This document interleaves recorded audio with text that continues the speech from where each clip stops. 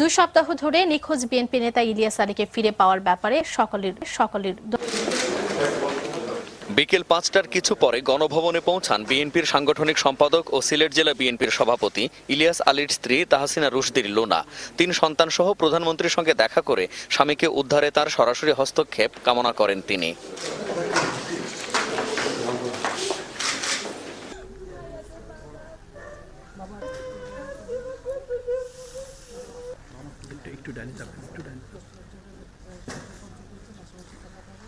ইরানের parliament speaker Mohammad বাগের গালিবাফের একটি পদক্ষেপ এখন বিশ্বজুড়ে আলোচনার কেন্দ্রে।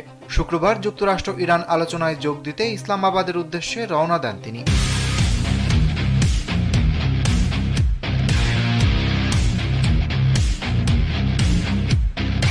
ইরানের রেজিমকে বা তৃতীয় বিশ্বের যে কোনো অসভ্য দেশকে বা যে কোনো মুসলিম দেশকে তাদেরকে বুঝতে হইলে এদের কর্মকাণ্ড বোঝার জন্য আপনারা যারা সেসব দেশে বাস করেন না, দূর থেকে ভাইকারিয়াসলি বোঝার একটা সুযোগ আপনাদেরকে করে দেওয়ার জন্য আমি একটা থিওরি দিছি আমাদের ওই চ্যানেলে। সেটা হচ্ছে আপনি সোনার বাংলাকে দিয়ে বোঝার চেষ্টা করবেন। এগুলো হচ্ছে সোনার বাংলার কপি পেস্ট। আমরা যেটা দেখলাম যে ইরানের স্পিকার, পররাষ্ট্রমন্ত্রী আরও কারা মিলে তারা পাকিস্তানে যাচ্ছেন হইতেছে একটা আলোচনা করতে, শান্তি আলোচনা করতে আমেরিকার সাথে যুদ্ধের বিষয়ে একটা সিজফায়ার প্রশ্নে। তো যাওয়ার পথে তারা একটা নটাঙ্কি করছে। আমি শিওর আপনার নিউজ ফিড ভরে গেছে ফেসবুকের এই ছবিতে, কারণ একেবারে শেখ হাসিনার মানবিক দিকটি তুলে ধরতেছে ফ্যাসিস্ট বাটফারের দল। হ্যাঁ, আমাদের মা শেখ হাসিনা যেরকম ব্যাডমিন্টন খেলতেছেন, মুরগি রান্না করতেছেন, তারপর ছেলের জন্য হইতেছে বিরিয়ানি রান্না করতেছেন, খিচুড়ি পাকাচ্ছেন, আওয়ামী বদমাইশগুলো এগুলো ঘুরে ঘুরে শেয়ার দিত। কেন? কারণ আমাদের ফ্যাসিস্ট মাত্রাকে কাউন্টার ব্যালেন্স করার জন্য এই বদমাইশের দল ঘুরে ঘুরে এগুলো করে বেড়াইতো। সো ইরান তো একটা ফ্যাসিস্ট রেজিম, এবং আমাদের যে রেজিম তার চেয়ে 1000 গুণ খারাপ। আপনি যদি ইরান রেজিম বুঝতে হয়, আপনাদেরকে যেটা বলছি যে সোনার বাংলা শেখ হাসিনা 17 বছরের ফ্যাসিস্ট রেজিম টাইমস 3 গুণ মিনিমাম। হাসিনার ফ্যাসিস্ট রেজিম হতেছে 17 বছর ক্ষমতায় ছিল, আর ইরান রেজিম হইতেছে প্রায় 40 বছর ধরে ক্ষমতায় ছিল। বুঝতেই পারতেছেন তাদের শক্তিমত্তা কোন জায়গাতে। শেখ হাসিনার ফ্যাসিস্ট রেজিম হইতেছে খুনগুম করে আপনার আপনার জুলাই মাসে প্রায় 1000 খানেক 800 মতো আমরা যেটা জানি অফিসিয়ালি, আর 1400 যেটা আমরা জানি সেটা হচ্ছে এখন শেখ হাসিনা পালানোর পর যে পরিমাণ আওয়ামী লীগের নেতাকর্মী, পুলিশ মারা হয়েছে, এগুলো সব একসাথে করার পর 1400। সংখ্যাটার বেশি কম দুইটাই হইতে পারে। যা হোক, ফর্মালি হইতেছে জুলাই মাসে হয়তো 1000 কম আমরা যেটা এস্টিমেট জানি মারা পড়ছে। সো তাতে করেই আমাদের মতো একটা তৃতীয় বিশ্বের অসভ্য দেশ বাংলাদেশ, যেটা সবসময় আপনাদেরকে স্ট্যাটিস্টিক্যালি আলোচনা করে দেখাইছি যে পৃথিবীতে যত রকম দেশ আছে তার মধ্যে সবচাইতে অসভ্য, বর্বর এবং গরিব এবং অসভ্য দেশ হইতেছে সোনার বাংলা। আফ্রিকান দেশগুলোর চেয়েও খারাপ অবস্থা। এগুলো বললে আপনাদের কাছে বিশ্বাস হইতে চায় না। তারপর যা সময় প্রমাণ তুলে দেয় যে 2 দিন আগে ফেসবুকে ঢুকছি, দেখি একজন একটা শেয়ার করছে ভিডিও, উনি প্রবাসে থাকেন, যে প্রবাসীরা তাদের টিভি চ্যানেলে সোনার বাংলাকে নিয়ে আলোচনা করতেছে। পৃথিবীর বুকে এটা কি অপার বিষয় এটা। Você reclama do trânsito da sua cidade é porque nunca viu a galera louca de Bangladesh.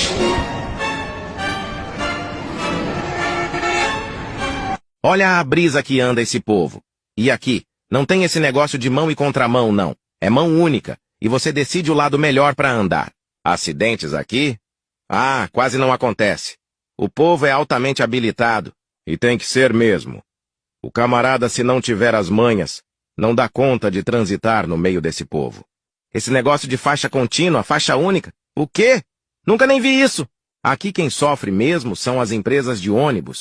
Eles já não querem mais comprar veículos novos, nem seminovos, porque tudo se acaba em menos de 30 dias. Então eles vão fora do país e compram sucatas velhas em leilões, dão uma ajeitada e colocam para rodar. Aqui, até mesmo os agentes de trânsito trabalham de forma diferente. Eles metem a cacetada nos veículos sem dó. Então quando você estiver reclamando do corno da sua cidade que não dá seta, lembre-se de Bangladesh.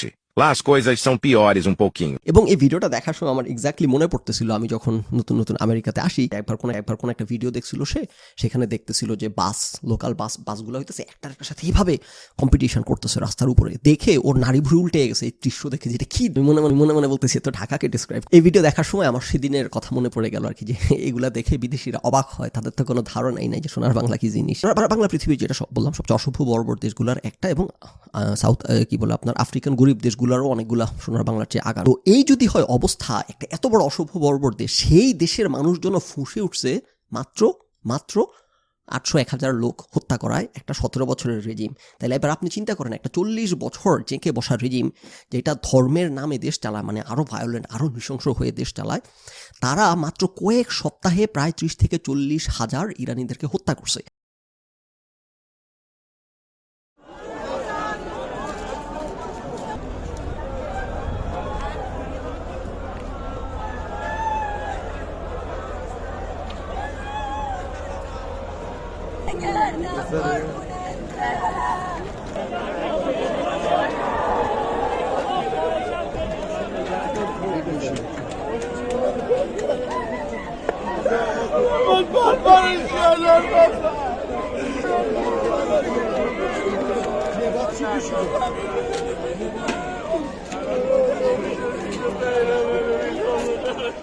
এবং তারপর তারা 1000 লোকে ফাঁসি দেওয়ার জন্য serial ধরছিল।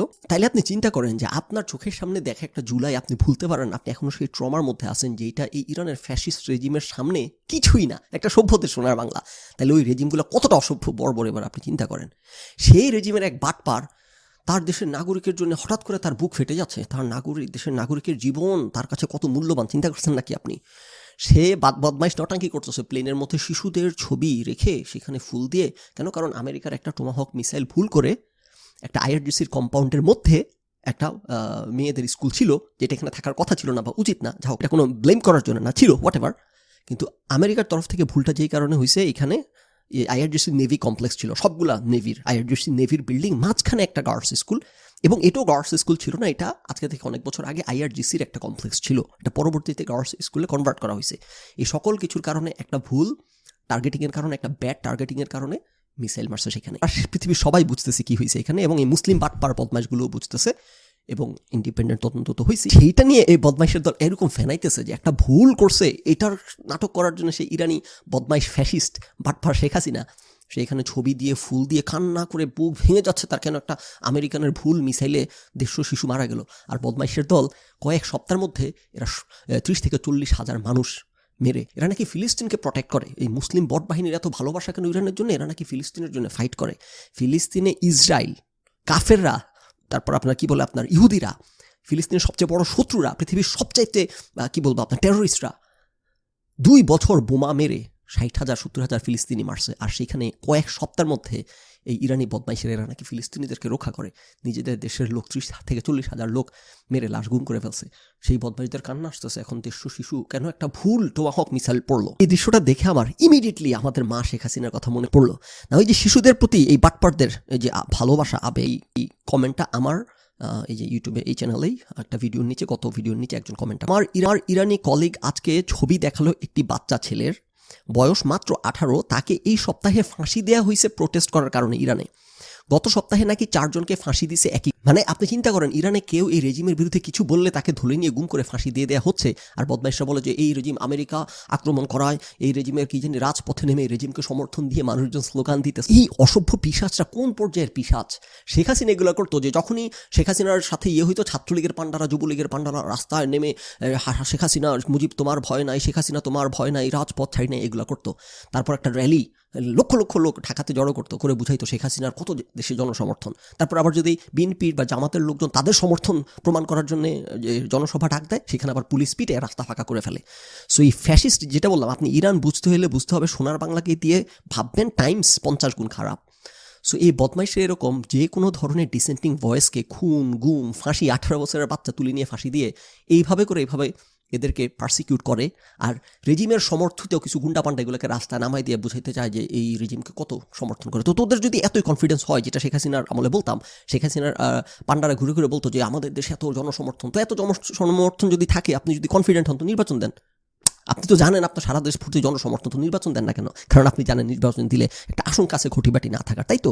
So এই ইরানি পান্ডা বদমাইশ, তোরা যদি এত তোদের কনফিডেন্ট হস, বা এই যে বট বাহিনী, মুসলিম বট বাহিনী বদমাইশের দল, তোরা জানোস ইরানের এই রেজিমের সমর্থনে সবাই, যুদ্ধ পরিস্থিতিতে সবাই ঐক্যবদ্ধ হয়েছে এই রেজিমের পেছনে, দেশপ্রেম, তো এত যেহেতু তোরা কনফিডেন্ট, তাইলে এরকম ধরে ধরে ফাঁসি দিতেছোস কেন? আমরা জানবো কিভাবে এই রেজিমকে কয়জন লোক সমর্থন করে এবং কয়জন করে না? শুধুমাত্র যারা সমর্থন করে তাদেরকেই তো তোরা ফুলে ফেপে প্রচার প্রসার, আর যারা একটু মুখ খুলে তাদেরকে ফাঁসি দিয়ে। আবার দেখেন এটার পক্ষে আমার কমেন্ট সেকশন ভাষায় ফেলছে এই বট বাহিনী, তাদের যুক্তি শোনেন। ফাঁসি দেওয়ার পক্ষে যুক্তি। চলতেছে একটা যুদ্ধ, এখানে শত্রুদের পক্ষে যে অবস্থান নিবে সে দেশদ্রোহী, দেশদ্রোহিতার সর্বোচ্চ শাস্তি তো ফাঁসি। একজন বলতেছে যে ফাঁসির সাথে বয়সের কি সম্পর্ক, এই রেজিম বাদে কি তারা শাহ রেজিম চায় নাকি ট্রাম্পের রেজিম চায়, সুতরাং ফাঁসি দেওয়া ঠিকই আছে। তারপর বলতেছে যে 500 থেকে 700 রাষ্ট্রীয় বাহিনীকে হত্যা কি কোনো প্রোটেস্ট হইতে পারে? ওই যে শেখ হাসিনা বলতো পুলিশ নাকি হত্যা করছে জুলাই যোদ্ধারা, ওটাকে প্রোটেস্ট বলা একটা ভণ্ডামি। তাছাড়া বিদ্রোহ ব্যর্থ হলে তো তার মাসুল দিতেই হবে, এই করে বেড়াচ্ছে ওই পান্ডারা। সো যে কমেন্টটা করছে ওই ভদ্রলোক, এটা তো পুরোটা এখনো পড়ি নাই, আমার পোস্টের নিচে যে কমেন্টটা করলেন, আমার ইরানি কলিগ আজকে ছবি দেখালো একটি বাচ্চা ছেলের, বয়স মাত্র 18, তাকে এই সপ্তাহে ফাঁসি দেওয়া হয়েছে প্রোটেস্ট করার কারণে। গত সপ্তাহে নাকি 4 জনকে ফাঁসি দিছে একই কারণে। ওরা খুব চাচ্ছিল, মানে ইরানিরা খুব চাচ্ছিল রেজিমটা অন্তত পরিবর্তন হোক। এখন ওরা আরও ভয় পাচ্ছে যে এই রেজিম এখন নিজেদের খোদা ভাবতে শুরু করবে এবং আরও অত্যাচার শুরু করবে। সেই কলিগ বলছিল তার নিজের 26 বছরের বয়সী কাজিনকে হাসপাতাল থেকেই জেলে ভরে দিছে, হাতে গুলি লাগছিল, সেই হাতে ইনফেকশন হয়ে যাচ্ছে, পরিবারকেও দেখতে যেতে দিচ্ছে না, খুবই কষ্ট লাগতেছে সব বিষয় মিলায়। আপনি যত ইরানিয়ান আছে এই দেশের বাইরে থাকে, স্পেশালি ওয়েস্টে, কারণ এইসব অসভ্য দেশ থেকে সবাই ওয়েস্টেই নিরাপত্তার জন্য আসে, মোটামুটি অ্যাক্সেস আছে, এরকম যত ইরানির সাথে কথা বলবেন যাদের কাছ থেকে ওই ভেতরে কি হচ্ছে কিছুটা চিত্র পাবেন, ইনসাইট পাবেন। কারণ ওই বদমাইশদের তো আবার রাষ্ট্রীয় বিটিভি একটা সিরানের, হ্যাঁ, বিটিভির বাইরে ওই যে নর্থ কোরিয়ার মতো সকল খবর আপনাকে বিটিভি থেকে পাইতে হবে এবং এই বট বাহিনীর কাছ থেকে নিতে হবে, এবং হইতেছে সব লাশ গুম করে ফেলবে, এবং হইতেছে কি জানি বলে আপনার কেউ প্রতিবাদ করলে তাকে গুম করে ফেলবে, তারপর আবার নিজেদের গুন্ডা পান্ডা ছাত্রলীগ যুবলীগ রাস্তার মধ্যে পতাকা সহ দাঁড় করায় দিয়ে মা হাসিনা করবে করে তারপর বলবে যে সারা দেশ এই রেজিমের পেছনে আছে, রাইট? সো এই গুন্ডা পান্ডাদের আমি যে কারণে এদের বিরুদ্ধে কথা বলে যাচ্ছি, যে আপনি জান আমেরিকা যদি আপনার দৃষ্টিতে গুন্ডা পান্ডা হয়ে থাকে, এরা এর চেয়ে 500 গুণ বেশি গুন্ডা পান্ডা।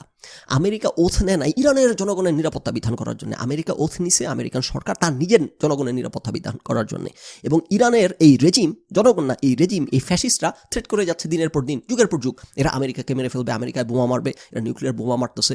সো আমেরিকান সরকার তো রাইট কাজই করতেছে, সে তার জনগণের কাছে ওথ করছে তাদের নিরাপত্তার ব্যাপারে, সে তাদের নিরাপত্তা বিধান করতে ইরানের রেজিম, জনগণের বিরুদ্ধে না, রেজিমের বিরুদ্ধে লড়াই করতেছে। আর ইরানের রেজিম তাদের জনগণকে প্রোটেকশন দেওয়ার কথা ছিল। কে জানি একজন কমেন্ট করছে যে রেজিমকে ফেলা সম্ভব হবে না, কারণ এরা ক্ষমতা কোনোভাবেই ছাড়বে না, যত ইরানির মারা যাক, এর তো জীবনও ছাড়বে না। মানে এরা কি জনগণেরকে কেয়ার করে নাকি? এরা কি জনগণের প্রতি ন্যূনতম পরোয়া আছে এদের? এরা আছে এদের গদি টিকে রাখা নিয়ে। এই রেজিম ইরানের সকল জনগণকে যদি আমেরিকা, হাইপোথেটিক্যালি স্পিকিং, যদি মাটির সাথে মিশেও দেয়, তাতে তাদের কিচ্ছু যায় আসে না। এই যে নাটক করতেছে প্লেনে উঠে শিশুর জন্য কান্না, যে পান্ডারা 2 দিন আগে এরকম শিশু মেরে, এই যে এখানে আরেক শিশুকে ফাঁসি দিতেছে কেন, করলো, বিদ্রোহ করলো, এদের বিরুদ্ধে প্রতিবাদ করলো, এই বিক্ষোভ করলো, এদের এই বদমাইশদের তাদের জনগণের প্রতি, তাদের শিশুদের প্রতি ন্যূনতম পরোয়া নাই। আমেরিকান সন্ত্রাসীদের যেই পরিমাণ কেয়ার আছে ইরানের জনগণের, সাধারণ জনগণের প্রতি, ইরানের এই বদমাইশ রেজিমের তার নিজের জনগণের কোনো ন্যূনতম পরোয়া, এগুলো তো এই হচ্ছে ইরান রেজিম। এদের বিরুদ্ধে হইতেছে আমেরিকা ফাইট করতেছে, আমেরিকা এদেরকে বম্বিং করতেছে, ইরানকে বম্বিং করতেছে না, ইরানের সাধারণ মানুষকে বম্বিং করতেছে না। ইফ এনিথিং, এই রেজিমকে বম্বিং করার প্রসেসে ইরানের সাধারণ জনগণের যেন সাফারিং না হয় সেটা এনশিওর করার চেষ্টা করতেছে। তার মানে কি আমি এই বলতেছি যে আমেরিকা এখানে মহান নোবেল কাজটা করে বেড়ায়? না, সেটা বলতেছি না আমি। এটা জিও পলিটিক্স, এটাই দুনিয়ার খেলা। আপনি এখানে আপনার নিরাপত্তা বিধান করবেন, সবাই তার নিরাপত্তা বিধান করার চেষ্টা করবে। নাও আমেরিকার যে নিরাপত্তা বিধানের যেই দাবি করে তারা হামলা করছে, এটা কি শতভাগ অনেস্ট দাবি? Potentially not, probably not, right? এর মধ্যে অনেক পলিটিক্স আছে, অনেক শয়তানি আছে, কিন্তু অন সারফেস তারা এগেন ইরান হইতেছে নিউক্লিয়ার বোমা বানাইতেছে, এনরিচ করতেছে, মিসাইল এক্সপ্যান্ড করতেছে প্রোগ্রাম তাদের। সো অন সারফেস আমেরিকা একটা ভ্যালিড লেজিট কারণ দেশ এখানে আছে, রাইট? সো আপনাকে যদি কথা বলতে হয়, আপনি যদি ব্যথিত হইতে হয় জনগণের জন্য, সাধারণ মানুষের জন্য যদি আপনাকে কষ্ট পাইতে হয়, ইরানের জনগণকে বোমা মেরে ফাটাই ফেলতেছে নাকি আমেরিকা? এখন না হয় আমেরিকা এগুলো করতেছে, যখন এই ইরানে আক্রমণ করার আগে ইরান রেজিম যখন এইভাবে ম্যাসাকার করতেছিল, একটা মুসলিম বটের কোনো স্ট্যাটাস পাইছেন আপনি আপনার নিউজ ফিডে? কোনো টু শব্দ দেখতে পাইছেন আপনি? কোনো আওয়াজ পাইছেন? কোনো আওয়াজ পান নাই। আপনার তো সম্ভবত ধারণাই ছিল না যেখানে কি ম্যাসাকার করতেছে, কেন? কারণ এই বটেরা তখন আমি তো তখন আমার ফেসবুকে একের পর এক স্ট্যাটাস দিয়ে গেছি যে এরকম ইরানে ম্যাসাকার চলতেছে, এই বট বাহিনীর কোনো আওয়াজ নাই। ওইদিকে গাজার জন্য মরে যাচ্ছে এরা। গাজার মধ্যে 2 বছরে ইসরায়েলের মতো ইহুদিরা 70,000 লোক মারছে, আর এখানে 2 সপ্তাহের মধ্যে কি জানি ইরান রেজিম হইতেছে আপনার 30-40 হাজার লোক মেরে গুম করে দিচ্ছে লাশ। বট বাহিনী তারা একটা স্ট্যাটাস না, তোদেরকে একটা স্ট্যাটাস দিতে কি টাকা খরচ হয়? স্ট্যাটাস দিতে কি টাকা খরচ হয় ফেসবুকে? আপনি সম্ভবত জানতেন না, কারণ আপনি একটা ছবি দেখেন নাই, একটা পোস্ট দেখেন নাই আপনার নিউজ ফিডে, কারণ আপনার নিউজ ফিডে তখন এই বাঙ্গুরা, এই বদমাইশ মুসলিম এবং এই বদমাইশ মিডিয়া একটা কোনো টু শব্দ করে নাই। আপনার এই যে কি বলে সৌদি আরব হইতেছে ইয়েমেনে, ইসরায়েল তো কিছুই না, ইসরায়েল তো গাজায় কি করছে এখানে আপনার এগুলো কোনো ধারণা নাই, কারণ আপনার বট বাহিনী এগুলো নিয়ে টু শব্দ করে না। সৌদি আরব এই আপনার ইসরায়েল গাজাতে যা করছে তার 5 গুণ করছে ইয়েমেনে সৌদি আরব, 5 গুণ করছে। কোনো টু শব্দ শুনছেন আপনি? সম্ভবত আপনি জানেন না, রাইট? তো এই হচ্ছে আপনার বাবল। এই বাবলের মধ্যে আপনি থাকেন, যে এই বাবলের মধ্যে মাননীয় প্রধানমন্ত্রী শেখ হাসিনা গত 17 বছর একটা বাবলে ছিলেন না? মনে হতো সারা দেশে সবাই আওয়ামী লীগ, কোনো বিএনপি জামাত দেখা যাচ্ছে না কোথাও। এখন আবার যেরকম সারা দেশে সব বিএনপি জামাত, জুলাই মারানি, আওয়ামী লীগ, কোনো নিশ্চিহ্ন আওয়ামী লীগের কোনো টু শব্দ নাই। যারা আওয়ামী লীগ করে তারা মুখ খোলারও সাহস পাচ্ছে না, মনে হচ্ছে সারা দেশে খালি জুলাই মারানি আর জুলাই বিপ্লবী, রাইট? ইরানে যেরকম এখন সবাই নাকি খালি এই খামেনি রেজিমের সমর্থক, আর কি, বোঝেন নাই? সো এই বদমাইশরা এরা মানুষের গলায় পাড়া দিয়ে ধরে মানুষের মাথায় বন্দুক ঠেকায় রেখে এইসব মাস্তানি করে বেড়ায়, খুন গুম এগুলো করে বেড়ায়। আর ওইদিকে হইতেছে মাননীয় প্রধানমন্ত্রীর বিরিয়ানি রান্নার মানবিক দিক, মাননীয় প্রধানমন্ত্রী ছবি আঁকতেছেন, সেই ছবি তুলে ধরে, মানবিক দিকটি নিয়ে আলোচনা করে। মাননীয় প্রধানমন্ত্রী ব্যাডমিন্টন খেলতেছেন, মাছ চাষ করতেছেন, হাঁস ধরতেছেন। মাননীয় খামেনি সাহেব এয়ারপ্লেনে হইতেছে শিশুদের ছবি দেখে মানবতা বিরোধী ফ্যাসিস্ট বদমাইশদের এগুলা অনেক পুরো